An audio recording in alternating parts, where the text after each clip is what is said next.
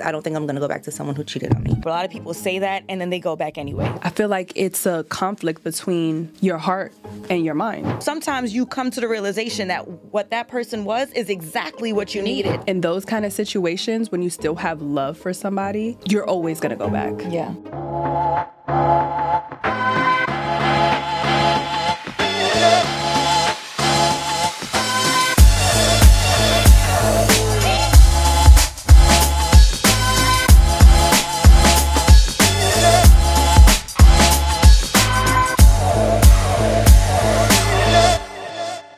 So we're going to be talking about, realistically, why you shouldn't be dating your ex, or maybe you should, and the odds on it.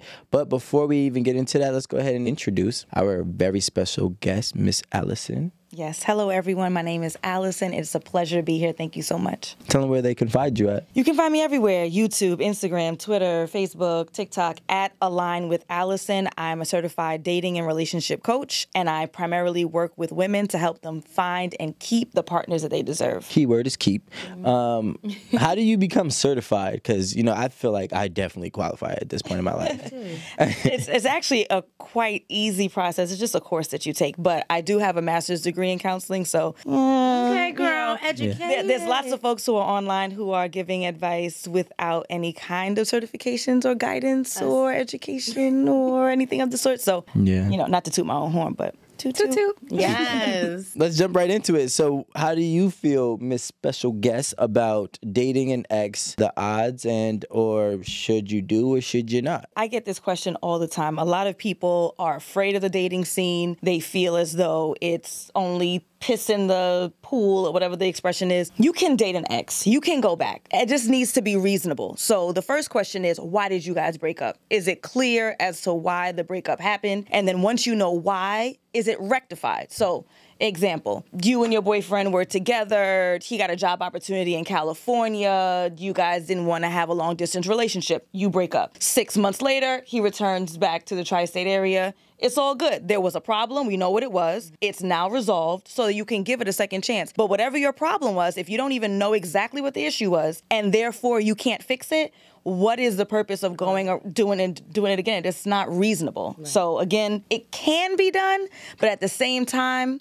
it needs to be something that can be fixed, and it needs to be fixed before you do it again. I think that makes sense, though. That was cut and clean. Yeah, it's just like if we know why it didn't work out and it's something that can be worked on and fixed, then why can't we give it another try? And now if it's something where there's cheating involved or something like that, then it's just like, I think that I know who you are as a person because I know you to be a cheater, so therefore I'm not going to trust you again to want to go back to you. There's like variables with different situations. I feel like, okay, maybe after some time, you could get over it. I feel like you could get past the hurt and want to be with that person. You still love that person. They just did something that wronged you. So you could go back. There's potential for you to go back. I think that the only problem with going back is, have you really moved on? Have you really got over that hurt? Are you giving a genuine second chance? I don't think I want to go back to anybody who cheated on me. I don't want to feel the pain of that again. So therefore, for me personally, that's just my feelings. I don't think I'm going to go back to someone who cheated on me. I get that and I respect it. Yeah. But I feel like a lot of people say that, not you, but a lot of people say that and then they go back anyway. Yeah. So I think it's important that we take some time to talk about what circumstances could allow for someone to go back to an ex who cheated. I liked what you said, Amanda, about like, are you over it? Can you move on? But at the same time, more importantly, is that person not going to wrong you again? Right. And what can you do to relatively confirm that they have changed as a person? Have they gone through therapy? What was the reason behind the change? Who were they cheating with? Is this an ex? Is that person still pursuing them? Are they still in the picture? Were they high? Were they drunk? Like, what were the circumstances that led to that? And is there any change in that human being? More important than me moving on, but I need evidence that this person is not going to function in the same way that they functioned before. First and foremost, I think that there's a 90% of the times you should never go back to an ex. Given the situations that we use as examples, I don't think any of them qualify for you to go back. If I get a better job and it's something to further my life and I have to move across the country and you're not willing to move with me, that just goes to show that we don't have loyalty within us. So therefore, I don't want you back, and I hope that you don't come back. You know what I'm saying? I also do think that the only time that you really should take an ex back if it's a real right situation, wrong time. Right situation, wrong time could be you guys are clicking on all cylinders, but you guys are both struggling, so your struggles are actually making you guys not be able to focus on your relationship. Majority of times, I've realized that people love to take the easy way out in life. Indeed. And so is going back to your ex, right? More often than not, there was a reason why you guys didn't work. And that reason was justifiable for you to leave. At the time. At the time. Now, what ends up happening is a lot of people go back to their ex for the wrong reason. Comfort, failure, and discouragement. The problem with that is these are all hindering things of your own self. Really, a lot of those things that you need, a lot of those things stem from things that you should really correct in yourself. You should actually be more encouraged. You should be more confident. You should actually attract something that's going to hopefully be better for you. So, another thing is, in fact, time. For me, I don't want to go back and now give you more of my time, because if you waste my time again, that means that I could be missing out on dating somebody else that could actually be a successful relationship with me. People should just value their time more and just, take the time that you do have to experience another situation that might work out. I believe that a lot of people will go back to their ex because they refuse to grow or change themselves. Their exes are the only people that they've encountered that could accept them for who they were at that point in space and mentality that they possess at that moment for however long that relationship was. So if you can say, hey, you know what? I'm a different me. I really don't think that a 35-year-old version and a 25-year-old version of yourself should coexist, right? They should never be the same. So now if you dated somebody at 25 and now you're trying to rekindle this at 35, the fact that you are able to rekindle just shows a lack of growth on both of your parts, However, in my opinion. I hear you, but what I would imagine is that both parties should be dating again. So it shouldn't be an issue of it's been 10 years, so let's just jump right back in as if we were together all this time. It should be, hi, my name is Allison, how are you? And who are you? And let's get to know each other again, and let's date again. There should be no assumption that we're going to jump right back in for where we ended, because very eloquently you said, we're not the same people. And if you are the same person, you got bigger fish to fry than worrying about dating somebody again, right? Like you got bigger issues than a boyfriend or a girlfriend. It's like, I need to be working on me. I need to go back to school. I need to go to therapy, something that a lot of folks don't tackle. And there's no shame in going to therapy. But if you are not growing as a human being, there's something that's intervening that you potentially need help to fix. Yeah. The survey that they did in UK, which is not, a vast majority, it was about 1,000 people that they surveyed. The stat was 50% of them that do double back in an ex relationship actually have another failed relationship with their ex. We also did describe over here or list over here that 67% of even second marriages fail. And that's just remarrying even outside of your previous marriage. Right. So I want to throw this over to Amanda and ask her what is her take and or opinions on these things or anything insight that she can have. Well, I have a statistic here. This is for 2023, though. It says 7 out of 10 singles, they admit to planning to return to their ex after realizing that the grass isn't greener on the other side, which means that they left their relationship to pursue something else. This is where the variables, it depends on like why you left the relationship, right? Sometimes you were interested in somebody else, or maybe there was a problem that occurred in your relationship and you thought maybe somebody else can treat you better. But I feel like in those kind of situations, when you still have love for somebody, you're always going to go back. Yeah. And we live in like an instant gratification. That's what I was going to say. Like lifeline. Like that's where we are right now. So lots of folks don't want to go and try something new. Lots of folks don't want to take the risk. So we want to go back to an ex. Like I said, I'm the #1 proponent of giving it a chance if it's reasonable, but this is just laziness. This is just laziness. They talk about the dating scene being so terrible. It's really nowhere near as bad as the internets make it seem. Social media makes it seem like that there's like no quality human beings. I count 4 right here. Right? So clearly there are good people out there, but there's this idea of I want it now, I want it fast, or I'm about to be 30 and I need to be married because my friends are married. I need to have kids because my friends are having kids, and oh, woe is me. So a lot of this has a lot to do, I think, more with like personal shortcomings than it has to do with the actual dating scene being that difficult. It's really not that bad. Getting a relationship is not that hard. For a man or a woman, I think people like to complicate life, and life is extremely simple. If you want what you want, you need to know how to be what you want wants. Okay? If you don't want to do that, you're not going to get it. It's a simple result. And if you think you are doing it and you're not getting the results, that means you're not doing it right. So now that means you have to reassess, regroup, and revisit. As you should be doing by the time you're 40. Well, by the time you're whatever age, I don't care if you're 25. Realistically, there is no excuse for an adult who is old enough to drink and put poison in their body to not have the cognitive function to understand who they want to be and what they want to attract. It doesn't matter your age. There's 25-year-olds who are more wise than 45-year-olds and vice versa. At the end of the day, it's all about understanding life. We talked about this, the degree. The main degree that you should want to have is a degree on life. So you don't think there are any circumstances in which someone has worked on themselves, they're realistic in what they want out of a partner, but there really isn't anyone around them or in their circle that would be interested in being with them? I would say that there's always going to be exceptions to the rule. But I would say that that person is either lacking something, not understanding something, or missing something, or what they want is really not for them. See, I've learned to understand that rejection is your protection. So if what you want is not finding you, then maybe that's not what you actually need. So what you should start to understand is, what are you attracting? Why are you attracting it? Maybe you're attracting people who are Captain Save-A-Hoes because you really need to be saved. You know what I'm saying? That's what you need in your life at that moment. I don't believe life misguides you. I believe we misguide ourselves. So let me tell you my theory about attraction, which is not a very popular one. I love it. I love not popular things. I look at attraction and what you attract as everyone is a light, right? And if you've ever been down south or you've been to the Caribbean, there's lots of insects, different types of insects that are attracted to the light, right? Moths. Nice ones, ugly ones, ones with, I don't know, 8 legs, 10 legs, right? And then, right, all different types. And I think what it is that we as people choose which insect we're going to entertain. I don't think that you exist and you only attract bad or you only attract good. I think you attract all.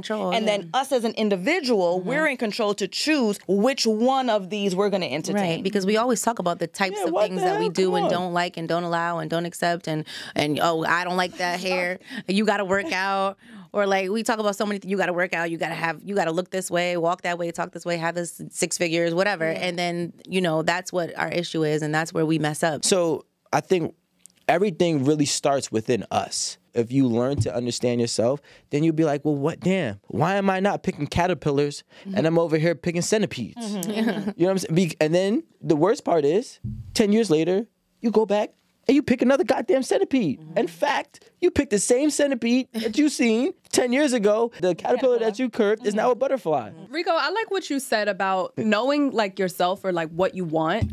I feel like it's very important because when you know what you want, then you can go after what you want. And I feel like tying it back to going back to an ex, I feel like it's a conflict between your heart and your mind. Because if you know what you want and you're trying to attract what you want and you're trying to go after what you want, but then like your heart is still like, hey, I want to try to work it out. I want to see if we can get, but that's not. But sometimes what you want changes. Like you might have been with a good dude at the time. I was 24, I was with a really nice guy. He was a really nice guy, right? Yeah. I didn't want a really nice guy when I was 24, right? And so I ended things. I went back on the scene. I mean, things worked out. I got married, got the baby. But relatively speaking, if things didn't work out and I said to myself, you know what, I do want a nice guy. I do want someone who's stable. I do want someone who's loving. Now that I'm older, I'm more reflective. I know you don't believe in older, but Right. Now I'm older, I'm more reflective, right? I could say I've now changed my mind and I want to reconsider this. Now, whether or not he wants to give me a second chance, I would say he'd be dumb for doing so. But for me to go back, because I was the one who left, he was a good person, what I wanted has now changed. Well, what if he wanted change too? And now he don't want me? Yeah. I mean, It don't be happening. That don't happen. It's always one-sided, yo. I swear to God. well, no, but I was honest. I said, you No, know, no, like, he was I the like one who it. was I mature. love He it. was right. And that's not where I was yet, developmentally, emotionally, whatever. So sometimes you come to the realization that what that person was is exactly what you needed, and that's why you do need to go back again. Whether or not they want to give you a chance is up to them. No, people are quitters. Yeah. People are natural. I feel like more people are programmed to quit in life than they are to continue to push through. And that's why they decide to go back with an ex. It's the comfortable route. And the comfortable route will never be non-existent for anybody. The only problem is it's never going to be fulfilling. You think the grass is going to be greener on the other side. And then you go back to something that you dated when you were younger, and you kind of realize, again, like you said, that person's mindset didn't necessarily grow over time. Things happen in your life that make you change a little. Things happen in that person's life that makes them change a little more. This time frame has passed, and now the things that have occurred during that time frame have changed the two of you in a certain way. And now you go back into the situation and you guys don't connect as much as you think. Okay, that situation could have worked out, but because of the time that has passed, you guys are not the same, and you think it's going to work out, but it doesn't necessarily happen that way. Now I'm a person that doesn't care for toxicity. I used to be a person that loved it because it was fun. I was young. I didn't have a bigger plan for my future, but now that I'm back with you, the toxicity won't work for me. So therefore, this relationship can't work. This was one of the things Alan told me, which I thought was like so great, and I've been running with it ever since, right? And this is my take on my analogy on dating an ex, right? So there's a story, an old story where there was a woman who wanted a pig. Okay, this woman wanted a pig, and she was a very rich, wealthy woman. She got the pig, she got the baby pig, and she dressed it up in all designer. She put diamonds on it, diamond necklace, everything. She made the pig everything that she wanted, right? And then as she, had the pig, one day it started to rain, right? And she got caught in the rain. And the pig almost broke her arm to jump out of her arms so it could run in mud. At the end of the day, the pig is still going to be a pig. It does not matter what you want it to be. It does not matter what you want to dress it up as. The same goes and the same rules applies as people. That person is what they are, and it's important to accept what they are, which is most likely, not all the time, but it's most likely the case that they are an ex and not a current. It seems like, oh, people are who they are. Like, the pig is who they are. Accept the pig or don't accept the pig. How about we blame the woman for being foolish enough to believe that she could dress wear Gucci? No, that's what I'm blaming. Okay. Not just the woman, but that woman in an analogy. Yes. I'm blaming the person to not understand that you can't make anybody be what you want them to be. Right. I don't care how much money you have. I don't care how much power you have. I don't care how much popularity you have. You can't make somebody be what you want them to be. You could date a girl, you could be a guy, you could date this girl because she's beautiful, but guess what? She's not a wife. And you can't make her be a wife. You're a woman, you're dating this guy, right? And he's just an asshole, and you want a gentleman. He can't be a gentleman. And you got to understand that instead of trying to mold and change people and give people every reason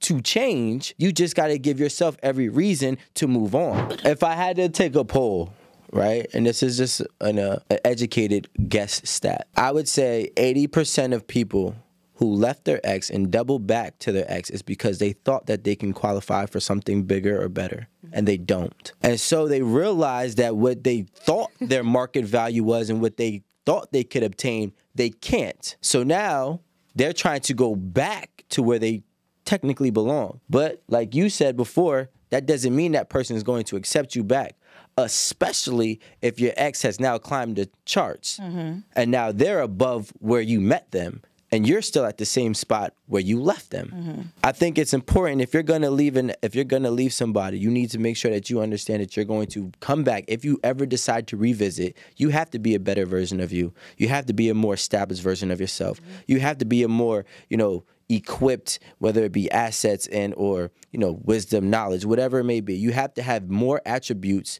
than you actually left with when you try to double back. If you try to double back and even if you're making more money but you're still the same person, you're still the same person.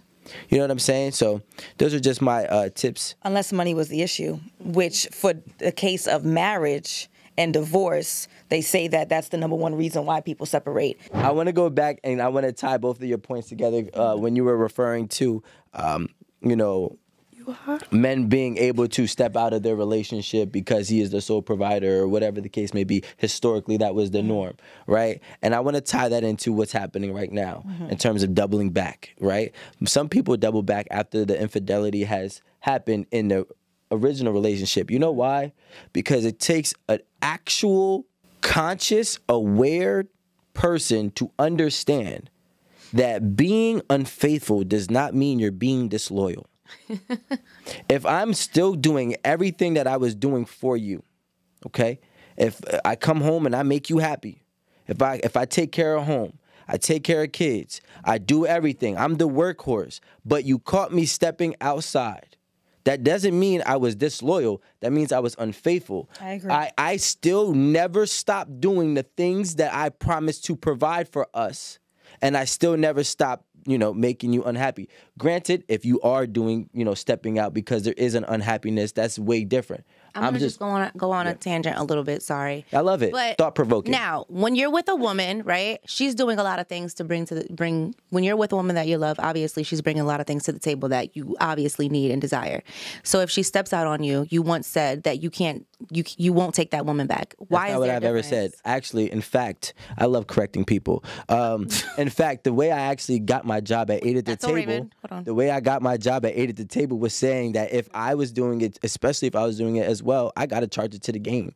And I realized that life, first of all, I stepped out in other relationships. So if I'm in a good relationship, and most men are probably going to deny it, but I realize that most men are just going to deny it to themselves. Mm-hmm. If you're in a good relationship with a woman and she steps out on you and she was still doing everything that she needed to do, granted, it depends on how she steps out. If she built the relationship, that's one thing. Mm-hmm. We're talking about like maybe a girl's trip. She fuck around and fuck Drake. I'm going to be mad. I think I did. I do remember you saying, okay. I'm gonna be like, yo, I gotta charge it to the game. You know what I'm saying? say That's just that. what happens. bitch. You know what I'm saying? But if you go out and you go get a Pico and not a Rico, then we have an issue. Like, you're not gonna go below this. Like, nah, I know you're just desperate. Okay. You know, but that was just to clarify. But back to your point though, about the loyalty, disloyalty, unfaithfulness. So that is so key. When I work with my clients, I ask them, what do you want? Like the notebook, like, what do you want? Yeah. And many times people use this term of, I want someone who's loyal. And that's not the word that they actually, I'm like, let's Google it. Like, are we sure that the words that you are using and the attributes that you're looking for is actually descriptive of what you want? And that's exactly it. Like, I want someone who's faithful. Mm-hmm. Okay, so then that's a different animal. So I agree with you 100% in that regard. Back to your comment, though, of how many times are we going to accept the unfaithfulness? Like, what are the circumstances? Like you said, the Drake versus the Pico. Like, what are the circumstances that are, I didn't want to use that word, but It is right? what it is, Like, yeah. acceptable. And then also in your case, you said charge it to the game if you were doing dirt, if you weren't doing the dirt. No, I'm talking about even previously. Yeah, in the past. I've already did my. Listen, karma is coming. I don't know how she coming, but if it coming, like, well, I guess this is what I deserve. This is what happens. Right. So you just know? want to just I done deal felt with that it. way. I know what I was. Listen, I know everything that I did in my life. It wasn't the most reasonable, right? But you see the foot tap. I do think that disloyalty and unfaithfulness can go hand in hand, though, Coexist, yeah. because you're unfaithful but still be loyal to me. Like, I understand what Rico was saying, like he's still doing all of these things, but what are you telling this side bitch? Like, what are you telling this girl that you're cheating? Are you saying like my wife at home is a piece of shit? Like, oh, she's so annoying, blah blah blah. You're disloyal. Yes. But if you be like, I'm fucking you, but I love my wife. Like, I'm not leaving her. This is not like we're not gonna be in a relationship. Like, I love her. I'm going back. That is can't. loyal. I can't. How you That's- talk that's about me right there. How you talk about me behind my- my back is you being loyal to me. So I feel like that goes in. And they love it. They love it. Women love that. It's sickening. Ew. Women love. And not me. If you tell a girl, no way. yo, They got listen, me over here. we about to mess I'll be loyal. If we about to mess around, but I'm telling you right now, I love my girl. Do not fuck my shit up. Some women would be like, wow. Don't even talk I about want that. Yes. Like, Yes. I want that too. Yeah, Like, I'm here no with matter you right what. now, but don't be talking shit about my girl. No, yeah. What? I will fight you. Like, Oh, yo, yeah, we like, can fuck. we You can better fight not talk right shit about now. my wife. Like, but women love that because at the end of the day, this is what I believe. You know what I'm saying? Hey, I could be in my own space. And that's what we have to marry, guys. That's what we have. That's what, like, somebody that's going to tell me, like, I'm going to cheat on you, but well, I had your back. No, Like, I'm not saying this is what Nah. we should want, but I'm just trying to It's the let reality. them know how I'd rather be alone. loyalty. You know how many- I and would faithfulness. rather be alone. You wouldn't rather be alone. You'd rather be lied to. See, that's the thing. There's so much infidelity. And, for a long time, even here at 8 at the table, I fought to not say normalize infidelity, normalizing the act of cheating. But guess what? It is more normal than it is unnormal. And we need to start to embrace it. And there's some people who need to actually be like, yo, you know what? Cheating on me isn't a full deal breaker, depending on how many times it happens. Okay, fine. Oh, but said if you that that and I got loyal to cursed. me, don't let me find out. Okay, So fine. you said that what? Literally, it was reposted today where I said that. I said that on a podcast before that I said, I am married, right? I am legally married to my husband. And if he cheated on me one time, and again, depending on the circumstances, that I might not necessarily divorce him. And the thing is that most women, and I would even say people, would say the same thing. thing, but they don't want to say it aloud because it's awkward or it's embarrassing. A lot of folks, oh, I'm not doing 50-50 with a man because then that means we're roommates. And most of those bitches is doing 50-50. They just don't want to say it aloud because the expectation is that as a woman, these are the standards you should have. And people are lying, and they're lying because of social media. They're lying because of pressures. They're lying because of society. 9 times out of 10, folks are forgiving their wives, even though men will not admit it. And they are forgiving their husbands, even though they don't want to admit it. They are. Is it that relationships get like boring maybe, or there's not enough sex in the relationship? Like, what is it that makes people decide, all right, you know, like, because in that case, why even be in a relationship if that part is just not fulfilling? I think that there's something that's lacking in the relationship, and I would even venture out to say that it's not even necessarily the quality of sex or the quantity of sex with their actual partner. It's not even that. I think sometimes people don't feel seen. They don't feel appreciated. It's the attention that this new person offers. A lot of times, especially if you speak to women, they don't even intend on the sexual act. They don't even intend, like, they don't even care about actually having sex with this outside person. It's the phone calls, it's the text messages, it's the compliments, it's the gifts, it's the dates that are more attractive. And then by default, eventually like, well, I might as well have sex because that's the direction we're going in. But it's not even about the sexual act many times. So there's been possible times that you considered doubling back to an ex. What was the one thing that was pulling you back personally into that old relationship? Just the vibe. Loneliness. Damn. Just the vibe. I'm just. Oh, the loneliness. It was, my heart wasn't aching to go back. I don't get loneliness. Like, I didn't like miss him that bad, but I was just like, all right, I'm real bored. But he not even texting me no more. Like, all right, I'm gonna text him. Let's see what's up. A lot of times our partners be our best friends. Like, we talk every single day, multiple times a day. Like, you miss your best friend. So it's not even an issue of that person being the shit, but it's like, damn, like, I didn't get a text this morning. Like, no one asked me if I ate today. That's what you miss. It's like you miss relationship shit, not necessarily that person. Like, anyone could have been in that slot, but now I don't have nobody who's going to talk to me while I drive home. I don't have anybody to complain about my job to. Like, just missing that engagement. Everybody needs a friend.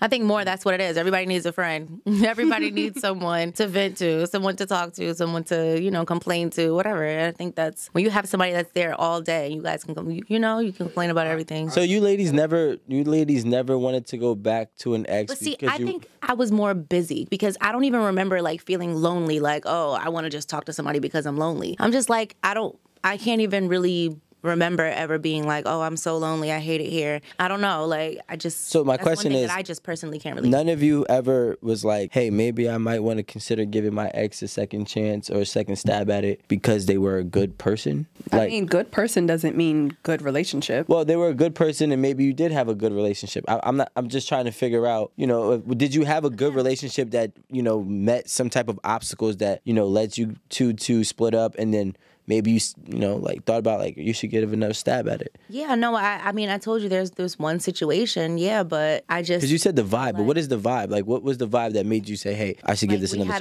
We had a good mindset together. We both had the same, like, goals, and we felt like we, you know, together we were just, like, we complimented each other. Even when we would go outside, we would always get compliments, like, oh my God, you guys look great together, you know, like, that shit feels good. You know, you're with someone, you work out together, you have the same goals, you want to go certain places, like, together, you know, you have a similar mindset, and in a way that makes you be like, yo, I miss that. I miss being with someone that gets me. Let's start with the ladies, okay? We're starting with who? The ladies. Wow. In terms of delusionality. I just made that word up. It sounds good. Okay? Delusionality. It sounds good, right? Can we get it like a written out right there? Delusionality. All right, man. It's not reality. You gotta put it down. One of the biggest issues, salary. The expectation that their man or the gentleman that they're dating should be making this six figure number, okay? Now, we're in the tri-state area, so I understand the desire to want to be with someone who's making six figures because you kind of just need that in order to function, right? But this expectation that that's what someone should be earning in order for them to be worthy of you is impractical, and I'm going to tell you why. That they could lose their job in any given moment. So if you're giving someone a chance based on how much money that they make, and tomorrow they are unemployed and homeless or whatever it is, then you're now stuck with the dude who's unemployed or homeless because you only messed with him because of how much money he made. Secondly, it's not about how much money you make, it's how you manage it. Somebody could be the top cardiologist at a hospital making $400,000 and they own 10 cars and they have 4 houses they're underwater and they're paying child support and alimony and they're broke every week. So looking at a specific figure as a measure of whether or not you should date someone is problematic, and it's not going to work. So that's one of the biggest issues that I see with the ladies. Secondly, with the ladies, height. In what world does someone's height dictate how well they're going to treat you or how good of a husband or father they're going to be? There's nothing about that man's height that's going to make him a better human being. So, and again, I'm not saying that you should be dating folks who are necessarily like super shorter than you, but you're 5'2" and he has to be 6 feet. Why? Yeah, why? It's unreasonable. Even in your tallest heels, he's still going to be taller than you. And I understand generally the idea is the taller the man, the bigger the man, the more likely he is to protect you. It's more animalistic than it is like reality, but still impractical. The gentleman. There's this desire to have a woman who has this very particular physique, especially for black women, right? Usually bigger titties, smaller waist, flat stomach. However, usually the women who look like that are going to have higher expectations than what that man can afford. And it's not nice to say, but if she's getting tons of attention and she's this really beautiful woman with this amazing physique, then that means that usually she's going to date the kinds of guys who do have the 6 figures, who are taller, right? Who are more seemingly attractive. You probably can't afford the lifestyle that she's going to ask for. So it's unrealistic to have this, I want a woman that has this body, or I want a woman who looks like this. And we're not looking at her personality. We're not looking at her behavior. We're not looking at her traits. And then you're surprised when she's an airhead, or you're surprised when she's a bitch. Well, that's what you wanted. That's what you got. So you're going to do what you deserve. Thoughts? I know it's mad quiet. Well, first of all, I want to say, I have no sympathy for men who date women based on the social status of beauty, or social standard of beauty, I should say, and find themselves getting used. I have no sympathy for them. You are a fool to begin with. There's a lot of men with money that go for the top-notch beautiful woman because they're just seeking worldly validation. They don't even really want her. They want the validation that comes with her. And I just think that, they're fools. And I've been trying to tell them to stop doing this tricking shit because if they stop doing this tricking shit, then they'll get the girl that really likes them. I feel like the girls with this physique, it's paid for. It's paid for, that's one. So I feel like it shouldn't be surprising to know that this type of woman needs to be spent on. Airheads specifically, I'm not sure about all of that because I don't really feel like they're airheads, I tell you, specifically. But I mean, a woman has to have some kind of brains in order to, I don't know, obtain this kind of man. Like, you get what I'm saying? Like, they have a plan and they know what they're doing. There's a lot of guys who would take a girl who knows nothing about herself, knows nothing about life, and they'll say, okay, I want you to look like this. Let me put some titties on you. Let me go ahead and give you lipo. And she is just saying, yes, yes, yes, yes, yes. So when I realized that women could go ahead and put themselves through surgery to get, something that they claim that they want or their partner wants, and then get depressed about it, I now realize that it's not just women manipulating men. Some men are actually manipulating women to build them into the woman that they want them to look like. And some women are just foolish enough to say, okay, and truly don't even want to get underneath the knife. So for the guys, right, something else that is problematic and is causing a lot of conflict in their relationships. There are a lot of gentlemen who want a traditional girlfriend, wife, what have you, right? They want a woman who's going to be at home, who is going to do those traditional things, child rearing, cooking, cleaning, all that good stuff. So this idea that you want a woman who's going to stay at home, who's going to fulfill these duties as you see fit, but then also expecting that woman to contribute equally financially in the household is impractical. I feel like it needs to be one way or the other. If we're splitting it 50-50 in terms of finances, we need to split 50-50 in terms of the child rearing, the home keeping, and all that good stuff. You can't have it both ways. Men got to get out of this mindset that they don't have to be present for their kids just because that they're paying the bills. I don't care about what your job is doing. Your family comes first, whether that be your wife or your daughter or your son. Your family comes first, and they all need time. And I think it's unfortunate that men use work as an scapegoat to take care of the responsibilities that they brought into this world. Honestly, I was going to say the same thing. Like, I'm grateful enough to have a man that is like, I'm going to be involved in my son's life and make sure that when I come home, all right, you're dealing with the kid.